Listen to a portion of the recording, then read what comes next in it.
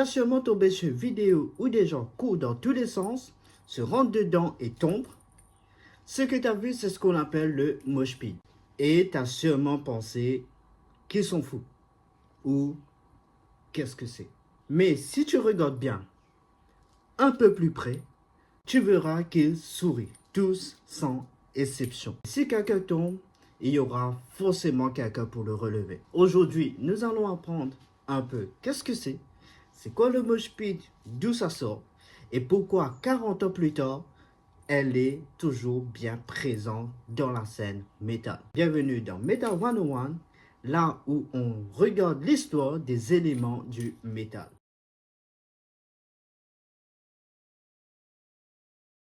Pendant longtemps, aller à un concert signifiait regarder le groupe jouer. Le public pouvait danser, bien sûr, mais la scène et la salle, c'était deux choses séparées. Fin des années 70, une nouvelle génération de groupes refuse de suivre les règles. La musique devient plus rapide, plus agressive, plus court et plus direct. Et surtout, ça donne envie de participer. Le punk refuse que tu restes assis. Il veut que tu participes, que tu cries, que tu bouges, que tu danses, que tu sois physiquement présent. Et c'est dans cette atmosphère que naît le pogo. Le pogo, très souvent associé à Sid Vicious et la scène britannique, une anecdote célèbre raconte qu'il a aidé à populariser une manière de sauter dans le public. Mais comme beaucoup d'histoires dans le punk, on peut difficilement le réduire à une seule personne. Ce qui est certain, c'est que ce mouvement apparaît pendant le mouvement punk, comme une réaction naturelle de l'énergie brute des concerts. Des gens sautent, ils rebondissent, ils se poussent, ils partent dans tous les sens. Et contrairement à une danse traditionnelle, le pogo n'a pas vraiment besoin d'une chorégraphie. Il suffit juste de sauter et d'avoir de l'énergie. Plus la musique est intense, le public devient beaucoup plus intense. Cette idée va devenir fondamentale dans la musique extrême parce que le corps devient une extension à la musique. La batterie fait accélérer les mouvements, les riffs font sauter et les breaks font exploser le public. Et quand le métal va développer sa propre scène, il va prendre cette énergie et la transformer. Le métal et le punk vont évoluer dans une direction opposée, mais ils ne vont pas arrêter de se croiser. Le punk apporte la vitesse, l'attitude DIY, l'énergie physique. Le métal apporte une puissance sonore différente, des guitares beaucoup plus sombres, plus lourds, des rimes plus complexes, des breaks et des changements de tempo. Et surtout, l'esthétique et la culture va donner naissance à une nouvelle forme de danse. Dans les années 80, les scènes hardcore et le métal extrême vont développer une relation beaucoup plus directe avec le public. On ne parle plus de simplement sauter sur place, les mouvements deviennent plus agressifs, plus rapides. Et c'est là qu'on commence à développer ce qu'on appelle aujourd'hui le mosh pit. Le mosh pit, c'est cette zone du public où les mouvements deviennent très intenses. Mais il n'existe pas un seul type de mosh pit. Parce que dire que les gens se frappent de un mosh pit, c'est une grosse simplification. Il existe plusieurs formes de mouvement. Le circle pit, par exemple, les gens commencent à courir en cercle dans un espace ouvert. Plus la musique accélère, plus le cercle accélère. Puis il y a le wall of death. Deux parties du public se séparent.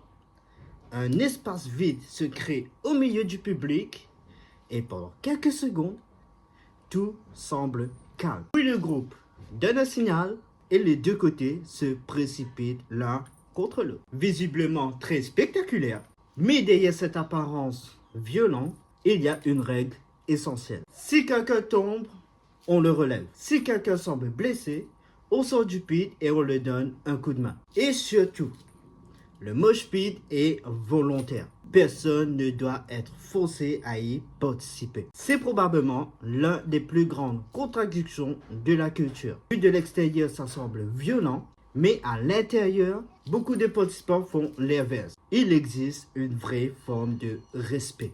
Pourquoi faire le mosh pit? Pourquoi courir en cercle? Pourquoi sauter dans le public? Pourquoi se jeter contre une autre personne? La réponse change d'une personne à une autre. Mais pour beaucoup de fans, le mosh pit est une forme de libération. Pendant quelques minutes, les règles sociales normaux disparaissent. Tu n'es plus obligé à rester calme. Tu n'as pas besoin de savoir danser. Tu peux simplement laisser sortir ton énergie, ta frustration, ton excitation et parfois même des émotions que tu n'arrives plus à exprimer. Le métal a toujours entretenu une relation directe entre le public et ses émotions. La colère, la peur, la tristesse, la révolte. Le mosh le transforme tout simplement en mouvement. Évidemment, on ne peut pas nier le fait que le mosh pit peut devenir violent. Une mauvaise chute, un mouvement trop violent, une personne qui ne respecte pas les autres, une salle trop remplie, tout ça peut provoquer des accidents. Certaines scènes ont développé des formes de mosh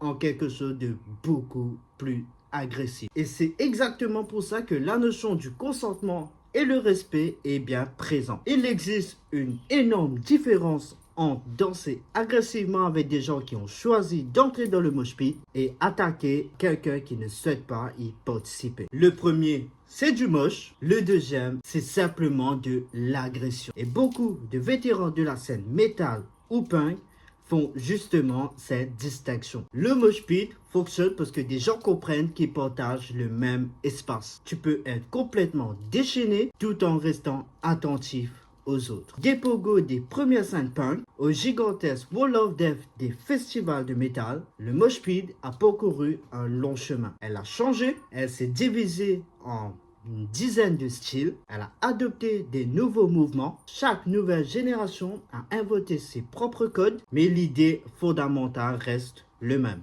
Le mosh pit peut sembler violent, il peut être chaotique, il peut sembler incompréhensible si tu comprends pas c'est quoi le mosh pit, mais derrière les coups, les cercles et les cris, il y a des gens qui souhaitent se sentir libres. Le besoin de bouger, de libérer quelque chose, le besoin de partager une énergie, pas une chorégraphie, une langue universelle dans la musique extrême, une manière de vivre la musique. Si la vidéo t'a plu, pense à liker, commenter et partage tes expériences du mosh pit ou du pogo. Nous, on se donne rendez-vous pour un prochain épisode du Metal 101 et surtout, stay heavy et vive le métal.